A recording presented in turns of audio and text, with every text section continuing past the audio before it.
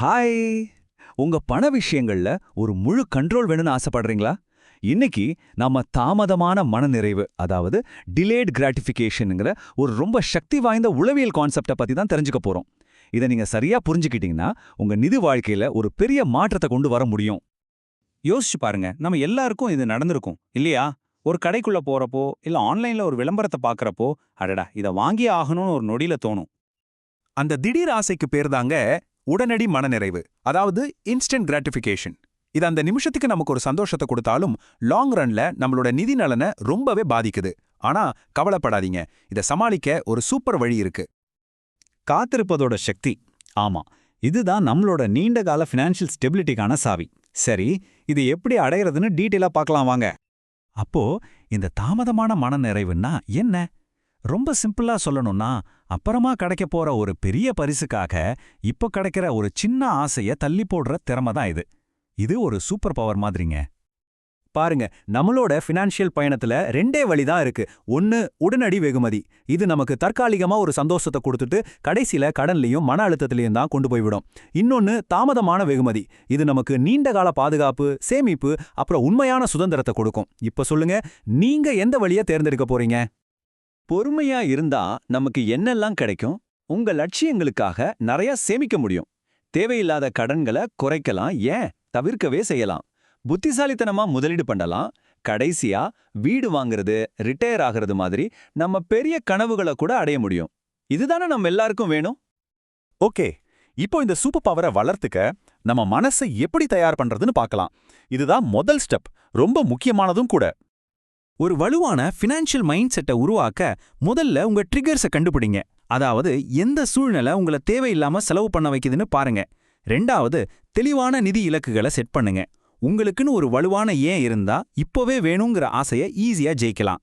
கடைசியா, ஒவ்வொரு தடவை செலவு பண்றதுக்கு முன்னாடியும் ஒரு நிமிஷம் உங்களையே கேளுங்க, இது உண்மையிலே தேவையா இல்ல சும்மா ஒரு ஆசையானு. சரி, மனசை ரெடி பண்ணியாச்சு. அடுத்ததா, இந்த திடீர் செலவுகளை தடுக்க சில சிம்பிளான ஆனா பவர்ஃபுல்லான டெக்னிக்ஸை பார்க்கலாம். இது ஒரு எளிய ஆனா ரொம்ப எஃபெக்டிவான ஒரு ரூல். பேரு 48 மணி நேரம் விதி. ஒரு பொருளை வாங்கணும்னு ஆசை வந்தா உடனே வாங்காதீங்க. உங்களை நீங்களே கட்டாயப்படுத்தி ஒரு 2 நாள், அதாவது 48 மணி நேரம் வெயிட் பண்ணுங்க. அந்த 2 நாள் கழிச்சு அந்த பொருள் இன்னும் உங்களுக்கு தேவைப்படுதான்னு யோசிச்சு பாருங்க. நம்ப மாட்டீங்க, பல சமயம் அந்த ஆசையை காணாம போயிருக்கும். அடுத்ததா, நம்ம பழக்க வழக்கங்களை கொஞ்சம் மாத்தணும். காசு செலவு பண்ணாமதே உங்களுக்கு சந்தோஷம் தர விஷயங்களை கண்டுபிடிங்க. உதாரணத்துக்கு, ஒரு வாக் போறது, இல்ல நண்பர்கள் கூட பேசுறது. உங்களை வாங்க தூண்டுற மார்க்கெட்டிங் இமெயில் சேர்ந்தெல்லாம் அன்சப்ஸ்கிரைப் பண்ணிடுங்க. மத்தவங்களோட கம்பேர் பண்ணி செலவு செய்ய வைக்கிற சோஷியல் மீடியா யூஸை கொஞ்சம் கண்ட்ரோல் பண்ணுங்க. சரி, நேரா கடைக்கே போயிட்டா என்ன பண்றது? அங்க எப்படி நம்மள தற்காத்துக்கிறது?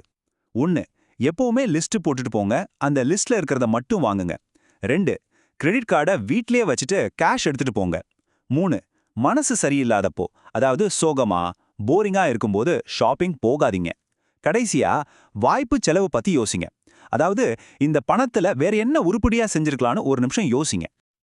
இப்போ நம்ம பார்த்த இந்த எல்லா டெக்னிக்ஸையும் ஒன்னா சேர்க்கிற ஒரு முக்கியமான கருவியை பத்தி பார்க்க போறோம். அதுதாங்க பட்ஜெட். ஐயோ, பட்ஜெட்னா செலவை கண்ட்ரோல் பண்றது, கஞ்சத்தனம் பண்றதுன்னு நினைக்காதீங்க. அது உங்க பணத்தை நீங்க விரும்புற மாதிரி திட்டம் போட்டு செலவு பண்றதுக்கான ஒரு டூல்.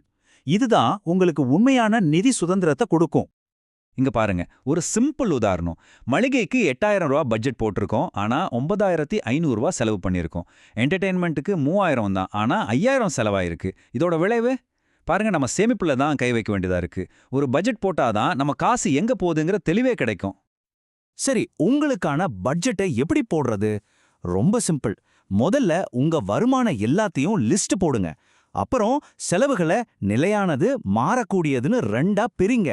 ஒவ்வொரு வகைக்கும் ஒரு லிமிட் செட் பண்ணுங்க. உங்க செலவுகளை ரெகுலரா ட்ராக் பண்ணுங்க. கடைசியா, அப்பப்போ உங்க பட்ஜெட்டை ரிவ்யூ பண்ணி தேவைப்பட்டா மாத்திக்கோங்க. இதெல்லாம் தனியா பண்றதுக்கு கொஞ்சம் கஷ்டமா இருக்குன்னு தோணுச்சுன்னா உதவி கேட்கறதுல தப்பே இல்ல. அதை ஞாபகம் வச்சுக்கோங்க. உங்களுக்குன்னு ஒரு ஃபினான்ஷியல் பிளான் போட ஹெல்ப் வேணும்னா ஒரு நல்ல ஃபினான்ஷியல் அட்வைசரை பாருங்க. அவங்க உங்க இலக்குகளுக்கு ஏத்த மாதிரி பர்சனலா அட்வைஸ் கொடுப்பாங்க. அவங்களோட அனுபவம் உங்களுக்கு ரொம்ப உதவியா இருக்கும். பாருங்க, சரியான வழிகாட்டுதல் உங்க குடும்பத்தை நிதி பாதுகாப்புக்கும் மன அமைதிக்கும் சரியான பாதையில கொண்டு போகும். இது எவ்வளவு உண்மையான வார்த்தை இல்லையா?